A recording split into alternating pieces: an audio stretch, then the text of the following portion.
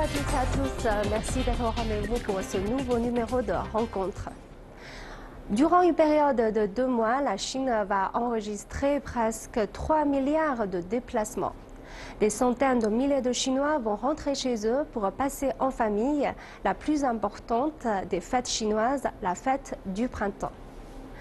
Comme toutes les grandes célébrations qui marquent le passage à la nouvelle année, la fête du printemps est un condensé de la culture traditionnelle chinoise, mais aussi un miroir de la société contemporaine. Aujourd'hui, dans notre émission spéciale, nous allons parler de cette fête. Avant de commencer, voyons ensemble ce reportage. La fête du printemps marque le premier mois de la nouvelle année lunaire. Traditionnellement, la fête démarre le 23e jour du 12e mois lunaire et dure jusqu'au 15e jour de la nouvelle année. La fête du printemps, ou Chunjie, est la plus importante des fêtes en Chine. Elle remonte à 4000 ans et possède de nombreux us et coutumes auxquels les Chinois sont très attachés. Des devises parallèles, calligraphiées sur papier rouge, sont collées de chaque côté des portes. On accroche des lanternes, on mange des raviolis jiaozi, on regarde le gala de fin d'année de CCTV, on fait sauter des pétards, on visite amis et relations pour leur souhaiter la bonne année. Bien qu'elle demeure éminemment traditionnelle, la fête du printemps voit aussi l'émergence de nouvelles pratiques. Smartphones et réseaux sociaux sont devenus des outils incontournables pour échanger des vœux avec ses amis et collègues ou envoyer des étrennes électroniques. Mais loin d'être dilué dans la modernité, le sens profond de Chunjie reste immuable. La fête du printemps est synonyme de renouveau. Elle permet à tous les Chinois d'entamer la nouvelle année plein d'énergie et de bonnes résolutions. Merci de nous retrouver. Sur notre plateau aujourd'hui, Monsieur Wang Kun, vous êtes sociologue et professeur à l'Université des langues étrangères de Beijing. Et Madame Nazira Darzuit, vous êtes la présentatrice à la chaîne arabe de CCTV. Merci d'avoir accepté notre invitation et partager ici avec nos téléspectateurs votre expérience de fête. Alors, quand on parle de l'origine de la fête du printemps, pensez-vous qu'il s'agit plutôt d'une fête agricole surtout? Je crois que pour les Chinois, en fait, la fête du printemps, c'est une fête purement agricole, je dirais, parce que les gens commencent à avoir ce genre de coutume, d'occasion de fêter un moment de passage, de changement de l'année, justement parce que les gens respectent un calendrier qui est agricole, qui suivent les saisons, donc les moments de semer les grains, de récolter. Donc le passage d'une année à l'autre annonce l'arrivée du printemps et un autre élan de culture. Donc je crois que les Chinois suivent beaucoup leur temps, leur saison, donc respectent le ciel et leur terre. Donc c'est pour cela que je dirais la fête du printemps est dès l'origine une fête agricole. Madame Darzuit, y a-t-il eu un équivalent de la fête du printemps dans votre pays, en Algérie? Effectivement, oui. Il y a ce qu'on appelle le nouvel an berbère, que j'appellerai Amazir, je préfère employer le mot Amazir.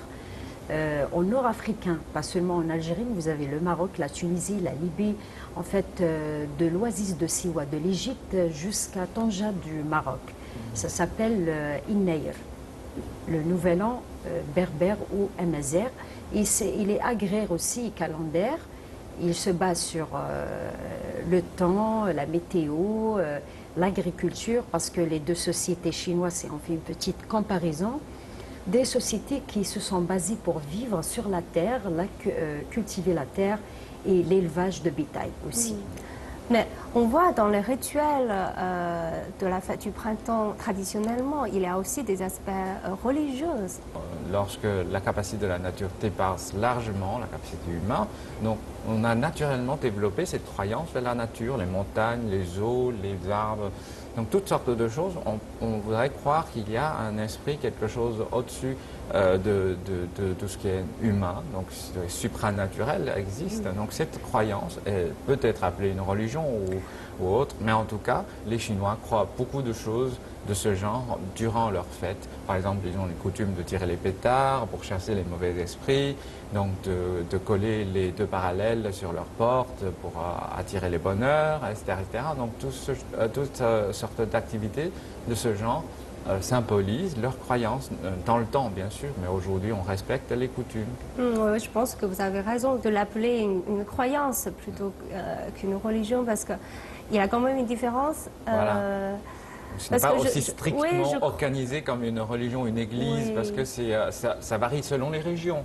Les gens du nord, du sud, de l'est, ouest, ils ne croient pas les mêmes choses. Oui, et en plus, je pense, ce que les Chinois croient, quand ils font des rituels, entre guillemets, religieux, ce sont les ancêtres. Ce sont vraiment les êtres humains réels qui... oui, il y a toujours une place centrale réservée aux ancêtres. C'est très typiquement chinois. Les Chinois gardent toujours leur respect, une sorte de croyance. Donc les ancêtres, les esprits des ancêtres nous veillent toujours, les descendants, pour aller plus en avant sans trop de soucis, etc. Donc on a cette partie de croyance pensant que les ancêtres sont devenus les dieux comme les autres dans la nature, en quelque sorte. Vous êtes en Chine depuis 11 ans déjà. Qu'est-ce qui vous intéresse plus dans cette fête? Ce qui est très intéressant dans cette fête, premièrement, je voudrais commenter un petit peu sur ce que notre sociologue ici avait dit. Oui, c'est une religion, parce qu'une religion, on y croit en quelque chose. Donc, croire à un esprit, une force surnaturelle, quand on n'arrive pas à trouver comme un être humain, ça dépasse notre capacité d'expliquer, on dit une force surnaturelle, des esprits.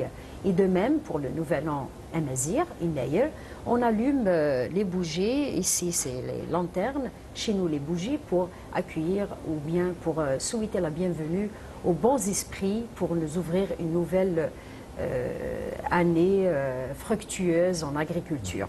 Oui, le plus intéressant pour moi, c'est la réunion de la famille, de tous les retrouvailles de la famille, surtout ceux qui vivent à l'étranger par exemple. Sinon, même en Chine, dans une autre ville, pendant toute l'année, c'est l'occasion idéale pour se retrouver, pour se réunir et pour mettre l'accent sur le principe union. Et famille qui veut dire le noyau de la société. C'est une question par curiosité. Est-ce que dans la pensée des Amaïques, on croit aussi, il y a aussi une croyance envers les ancêtres ou pas? Oui, bien sûr. D'ailleurs, le nouvel an amazigh, si la continuation de célébrer ce nouvel an, c'est parce qu'on y croit à notre origine.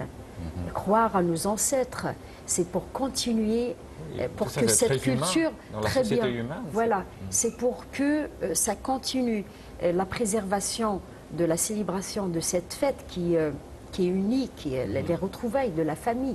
C'est ce qu'on peut voir, par exemple, dans les recherches de l'anthropologie, qu'il y a toujours des histoires, des narrations sur l'origine d'une tribu, d'un peuple. On se raconte toujours, on est les descendants des, je sais pas, des oiseaux, des poissons, des dragons pour les Chinois. Mais en fait, c'est très humain, c'est pour les sociétés humaines. On a donc cette tendance, cette envie toujours de comprendre notre origine esprit. Donc on essaie de garder quelque chose légué du passé. Donc ce serait une tradition. Pour la fête du printemps, par exemple en Chine, ça peut être autre chose, les fêtes des danses, des chants dans d'autres tribus. Mais en tout cas, je crois que ça fait partie de la culture de l'humanité, en quelque sorte, qui serait très intéressant de comprendre que non seulement les Chinois fêtent leur fête du printemps, mais les peuples à travers le monde ont leur propre façon de fêter, de marquer cette continuité de vie de génération en génération. C'est-à-dire c'est la nature humaine en fin de compte. On cherche toujours à savoir d'où est-ce qu'on vient. Oui, c'est l'effort pour trouver notre origine qui est un peu universelle, une valeur universelle. Et je voudrais savoir, pendant votre séjour en Chine, vous avez sans doute passé quelques fêtes du printemps avec vos amis chinois. Et comment vous avez senti l'ambiance? Quelles activités avez-vous participé? Je suis venue la première fois en Chine en 2005, mais j'avais des vacances. Pendant la fête du printemps, je rentrais chez moi, en Algérie, ou bien je voyageais un peu partout en Europe. Mais en 2008, en fait, j'avais préféré passer la fête de Nouvel An chinois juste pour savoir comment ça se passe. C'était une atmosphère conviviale, c'était chaleureux, toute la famille. Ça m'a fait rappeler chez moi. Nous, on prépare du couscous. En Chine, les raviolis. On mettait des petites cacahuètes dans quelques-unes des raviolis. Ça m'a fait rappeler les beignets de ma grand-mère qui mettait des pois chiches. Et quand voilà, et quand l'enfant tombe sur le beignet où il y a le pois chiche, on dit que cette année lui apportera beaucoup de chance. Il va étudier bien, il est déjà à l'école. Voilà, dans le genre. J'ai beaucoup aimé. J'ai passé aussi le Nouvel An chinois à Iyo, à la province de Zhejiang. Donc c'est un peu dans le sud. C'est un peu dans le sud. C'est différent comment on célèbre, mais la chaleur familiale est toujours la même. Que ce soit au Zhejiang, à Pékin ou chez moi, c'est toujours la même chose. Pendant Noël aussi. Mais quand même, il y a une différence entre les célébrations dans le nord du pays, dans le sud du pays, même entre les villes et les campagnes, n'est-ce pas? Oui, en fait, tout à l'heure, on a parlé de la valeur familiale, donc on accorde beaucoup d'importance à la famille, mais les façons dont on passe la fête, dont on organise la fête est un peu différente, parce que lorsqu'on commence par rappeler que cette fête est une fête agricole, donc cela dépend beaucoup du produit, de la culture. Donc, dans le nord de la Chine, on a une large partie du nord de la Chine qui est une zone culture du blé. Donc, on a une tradition de travailler les pâtes, donc de faire du pain cuit à la vapeur, de faire des raviolis, des nouilles, etc. Alors, dans le sud de la Chine, surtout dans le bassin de Yangtze et encore plus sud, c'est une zone rizière, donc on a beaucoup plus de culture de riz que de blé. Le climat décide. Et donc, beaucoup de choses, ce qu'on cherche à fabriquer, même des nouilles, sont à base de riz. Donc, des gâteaux sont à base de riz. Donc, on utilise beaucoup de sortes de riz glutinants, de différentes couleurs, plus foncé, rouge, pourpre, etc. Donc, c'est toute une autre, je dirais, de gamme de produits qui ont été fabriqués à base de ces produits locaux. Donc, mais en tout cas, donc, quelle que soit la différence des produits, des cultures qu'on trouve sur le lieu, mais l'idée c'est la réunion familiale et on va mettre des bonnes choses sur la table et on va se régaler, donc on va se retrouver, se réunir et de fêter ensemble. Mais pensez-vous que ces dernières années, avec l'évolution de la société, il y a beaucoup de rituels qui ont un peu perdu dans le temps? Enfin, je crois que c'est la façon dont s'organise la société qui a changé, commence à changer parce que notre façon de vie, on s'éloigne davantage avec bien sûr la facilité de transport. On peut voyager de plus en plus loin, on peut choisir une ville où on travaille à 3000 km de chez soi, de chez ses parents, etc. Donc ça nous fait moins d'occasions de rentrer et surtout pendant une période qui est relativement serrée. Donc tout le monde cherche à rentrer par l'avion, par le train, etc. Donc ça fait donc pas très agréable de faire ce trajet. Donc les gens ont commencé à faire d'autres choix, par exemple de voyager à l'étranger. On profite de l'occasion de ne pas rester chez soi, mais plutôt d'aller à l'étranger pour passer une fête, disons, ailleurs, mais exotique, et de découvrir d'autres choses. Donc c'est de plus en plus proche des vacances que de réunions familiales. Donc il y a un changement de mode de vie actuellement dans notre société, bien sûr avec l'enrichissement de la population. Donc petit à petit, on commence à moins penser à faire perdurer notre tradition de faire des raviolis, etc., mais plutôt d'aller découvrir autre chose. Et en plus, on peut manger du ravioli à n'importe quel moment de l'année maintenant. Oui, effectivement, c'est vrai aussi. C'est-à-dire qu'il y a une banalisation de la fête. On commence assez tôt à préparer toutes sortes de nourritures spécialisées pour les fêtes. Donc maintenant, donc les versions congelées sont disponibles dans les supermarchés à travers toute l'année, etc. Donc du coup, ça fait moins, je dirais, rituel. Donc en fait, pour faire des raviolis, ça mobilise toute la famille. Parce que ça demande beaucoup de travail, comme le couscous par exemple. Oui. Donc toute la famille doit se mobiliser, même les enfants doivent participer à faire des raviolis, d'apprendre comment on peut rouler la farce dans la pâte, etc. Donc la famille se retrouve, ils trouvent quelque chose à faire ensemble. Donc c'est un moment de communication, de s'échanger. C'est une ambiance. Voilà, c'est l'ambiance qu'on cherche à créer. Donc l'intérêt ou la valeur ne se trouve pas dans le produit tout fait. lui-même, mais plutôt dans le comportement, dans cette occasion créée. Donc tout le monde a mis l'effort pour se retrouver quelque part et de rester un moment ensemble et de créer cette ambiance de fête. Et quel est votre constat? Comme il avait dit, je joins ma parole, c'est le plus important, c'est l'union, c'est partager, c'est à faire des choses ensemble, c'est l'union. C'est toujours mettre l'accent sur ça. Et les grands-parents, généralement, c'est eux qui prennent en soin à faire partager cette culture et la faire suivre et continuer pour les petits-enfants et leur raconter comment il faut faire et ainsi de suite. Et aussi, quand il a parlé des vacances, on sait en Chine, nous, parce qu'on vit en Chine, on sait que c'est le seul moment où il y a des vacances de longue durée. Donc, au lieu... Et puis, il y a le niveau de vie qui a changé en Chine. Donc, on en a. Autrefois, on mange la viande peut-être parce qu'il y avait la famine de part et d'autre. Donc, on mangeait la viande, c'était l'occasion pour réunir la famille et manger la viande, un plat royal. Voilà. Au moins pour une fois de l'année. Hein, une fois par an, oui. Par année. Mais maintenant, cet argent, il est là. On mange de la viande chaque jour, presque si on veut. Donc cet argent, on l'utilise pour aller voyager, découvrir le monde, ou peut-être aussi visiter de la famille qui sont installées ailleurs que la Chine. C'est vrai. Oui. Donc il y a toujours ce concept. Aujourd'hui, on voit que quand même beaucoup de jeunes quittent leur famille pour travailler dans d'autres villes. Et quand ils rentrent chez eux, on voit que la conversation, le sujet de conversation sur la table de réveillon est aussi dominé par la famille. Par exemple, les parents demandent souvent à leurs enfants: quand est-ce que tu vas se marier?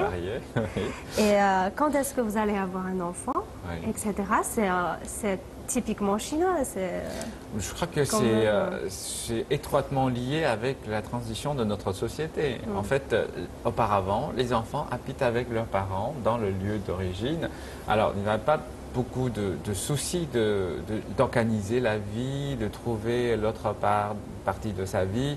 Et bien sûr, dans le même milieu que les parents, donc les parents n'ont pas à se soucier trop régulièrement de cette question. Alors que dans les grandes villes aujourd'hui, lorsque la plupart des jeunes pensent à travailler dans les grandes villes, Pékin, Shanghai, Guangzhou, etc., alors ces villes englobent à peu près durant 11 mois de l'année, je dirais vingtaine de millions de personnes qui travaillent ensemble, qui vivent ensemble. Alors, du coup, tout le monde, enfin la plupart des jeunes sont loin de leurs parents, ils communiquent très peu dans la vie au quotidien et après, une fois rentrés, bien sûr, les parents ont hâte à connaître leur situation et bien sûr, cette question de mariage donc revient toujours en premier pour savoir quel est ton état actuellement. Est-ce que tu as une petite amie? Est-ce que tu projettes de te marier dans combien de temps? Je ne sais pas, etc., etc. Donc cette question est donc un peu compressée au moment de rentrer pour une semaine pour passer la fête du printemps. Donc ce phénomène, en fait, cette question devrait être résolue doucement, progressivement dans la vie, au quotidien, dans le passé, est devenue aujourd'hui une question qu'on doit régler dans cette semaine avec ses parents, de décider, donc est-ce que vous acceptez cette fille, est-ce qu'elle est satisfaisante, etc. Et après, on décide quand est-ce qu'on va se marier. Donc ça devient tout un coup, le temps, l'espace est zappé à un moment et un lieu très, très restreint. Donc du coup, les gens se sentent mal à l'aise à ces questions des parents, des proches, de savoir est-ce que tu t'es déjà marié, combien tu gagnes dans ta vie, etc. etc. Donc on se sent un peu gêné par ces questions-là en rentrant pour passer une semaine de vacances, de réunions familiales, de retrouvailles, d'essayer de retisser le lien avec les proches, alors qu'on est bombardé par ce genre de questions. Alors, bien sûr, ça rend désagréable. Je crois que oui, c'est une question, enfin, c'est un phénomène qu'on retrouve dans la transition de société, dans le changement de mode de vie, l'éloignement des gens, etc. Mais je crois que ce n'est pas en soi une question, disons, qu'on peut statistiquement prouver en pensant que de plus en plus de jeunes seront célibataires dans la vie. Non, ce n'est pas vrai. Non, mais justement, ce que je voulais dire, c'est que est-ce que ça prouve que quand même la situation familiale, c'est un sujet très dominant, enfin, pour les Chinois, pour les... Oui, c'est aussi oui, une question de les changement de grandes valeur. générations. C'est-à-dire qu'auparavant, cette question fait partie d'une, je dirais, grande décision familiale. Donc on Oui. décide le mariage avec les parents des deux côtés et même la même communauté en pensant que oui, on va épouser la fille de telle famille. Est-ce que la situation sociale des deux familles se correspond, etc., etc. Aujourd'hui, ça devient purement une question privée. Donc la valeur a changé. Les jeunes personnes pensent qu'il s'agit d'une question d'amour. Alors, la question d'amour, c'est individuel. Ça ne concerne pas mes parents, ma commune. Voilà, c'est très personnel. C'est très privé. Donc, du coup, ces deux valeurs se rencontrent et entrent Deux en générations conflit. qui Deux se générations, confrontent. voilà, se confrontent pour cette question pendant cette période de fête. Donc, ça devient une sorte donc une question dramatisée en quelque sorte. Les jeunes se plaignent beaucoup en ligne dans leurs réseaux sociaux sur cette question. On a toujours été bombardé par ce genre de questions pendant cette semaine, etc. Et on compare un petit peu les différentes religions. Donc c'est devenu une question, disons, qu'on discute en rentrant des phénomène, vacances ouais. de la fête du printemps et les jeunes s'échangent de leur expérience de la semaine passée entre eux dans leurs réseaux sociaux. Et quel est votre constat en tant qu'étranger de la valeur familiale chinoise? De questions des parents quand ils demandent est-ce que vous avez un petit ami, vous allez vous marier, quand est-ce que vous allez avoir un enfant? Attention, hein, vous approchez la trentaine. Après 30 ans, c'est difficile d'avoir un enfant. Tout ça, c'est rappeler que la famille, c'est le noyau de la société, la continuation de la société chinoise et assurer la progéniture de la Oui, famille. c'est ça. C'est ça, justement. Moi, quand je vois le 24 janvier, il y a eu sur les infos, sur la CCTV français, un jeune de 33 ans, le Chang Yong, voilà, il commence une course à pied, depuis Shenzhen pour rejoindre sa ville d'origine, Chengdu, faisant une course à pied de 600 km en arrivant vers sa ville natale ou sa ville d'origine à raison de 70 km par jour. Je crois qu'il fait passer un message là, un message très important. Regardez, je suis en train de... Parce qu'il rencontre beaucoup de gens, de coureurs et tout. Et les jeunes, 33 ans, c'est la moyenne. Maintenant, même le mariage, c'est c'est presque c'est l'âge de se marier en oui. Chine. Ouais.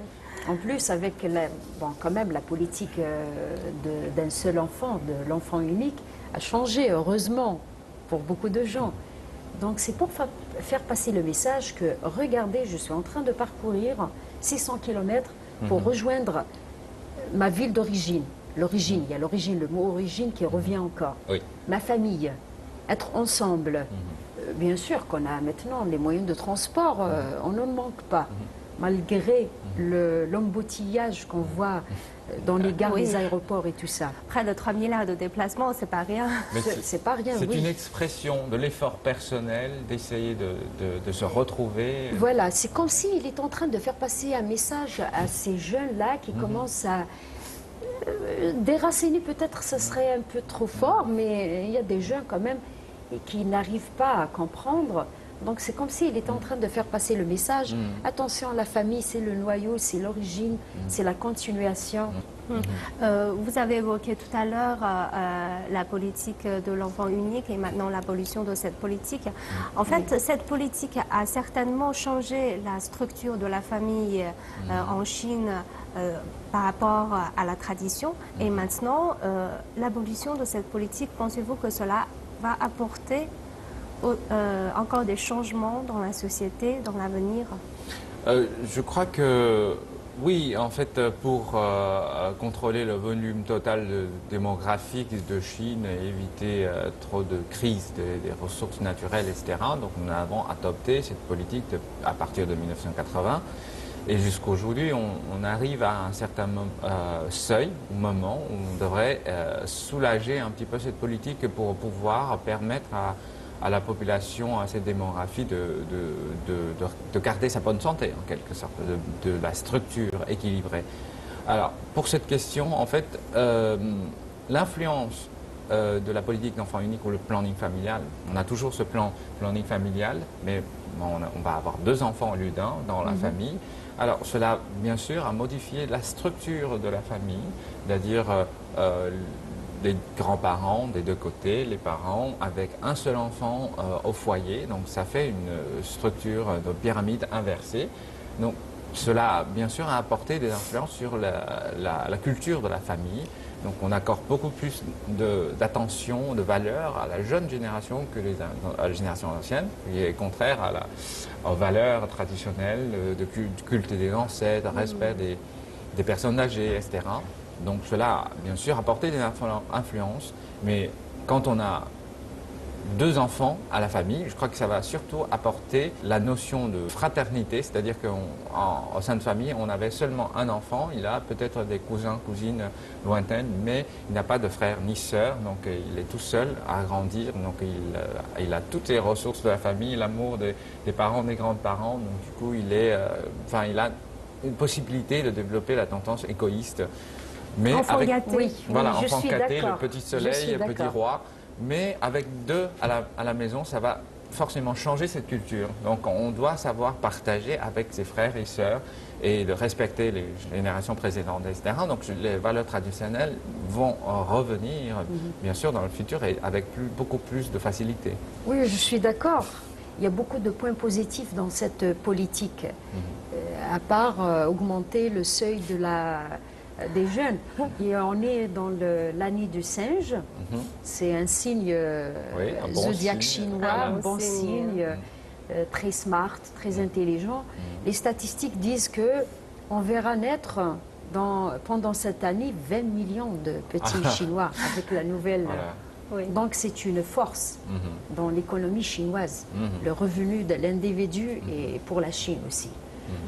Mais aussi, on voit que maintenant en Chine, quand même, il y a des gens qui hésitent d'avoir un 2e enfant, étant donné la pression sociale qui est sur leurs épaules. Oui, ça coûte cher. Bien sûr, 2 enfants coûtent plus cher qu'un seul enfant. Mais cela dépend parce que ça dépend beaucoup de générations, de l'âge, de la couche sociale dans laquelle on se trouve. Donc, je crois que cette question, statistiquement parlant, pour toute la population chinoise, on constatera une nette augmentation de nombre de naissances dans un proche futur, mais je crois que ça va se stabiliser parce que déjà, en fait, pour l'autre partie de la politique planning familial, on avait déjà soulagé la pression pour les familles ayant des enfants uniques. C'est-à-dire que l'un des parents, lorsqu'ils étaient parents uniques, il y avait la possibilité déjà d'avoir 2 enfants. Donc ce n'est pas un changement brutal. Vous allez passer votre fête du printemps en Chine ou vous allez rentrer dans votre famille? Voyager un petit peu. En fait, ce que je n'ai pas évoqué au début, moi, la culture chinoise, elle m'est pas nouvelle. Ce n'est pas en venant en Chine que j'ai commencé. Dans mes lectures, j'ai été toujours fascinée depuis l'âge de 16 ans. Ah oui. J'ai été fascinée, moi je voulais venir en Chine pour étudier la médecine traditionnelle chinoise. Mais à l'époque, ce n'était pas possible. À 16 ans, c'était qu'un rêve. J'avais un rêve qui s'appelait rêve chinois. Alors que mes camarades, ma génération, ils rêvaient des États-Unis, des American Dream. Mais moi, c'était la Chine. Et voilà, j'ai exaucé mon rêve et je suis venue en Chine, mais je suis passée en fait par les sociétés installées en Algérie, les sociétés chinoises, là où j'ai connu beaucoup de Chinois, où j'ai aussi vécu avec eux comment ils célébraient en fait la fête chinoise, le nouvel an chinois. Et cette fois-ci, peut-être, je vais rentrer chez moi pour célébrer avec mes amis chinois, mes ex-étudiants, parce que j'ai enseigné à un moment des étudiants chinois qui travaillent en Algérie en ce moment. Alors, merci à tous les 2 d'avoir partagé votre expérience de fête avec nos téléspectateurs. Avec plaisir, je vous souhaite bonne année, à vous aussi. Le plaisir était le mien. Bonne année, Sinyan Kwaila, Asgwasem Gez. Je vous souhaite, au nom de toute la rédaction, une très bonne année à vous. À la prochaine.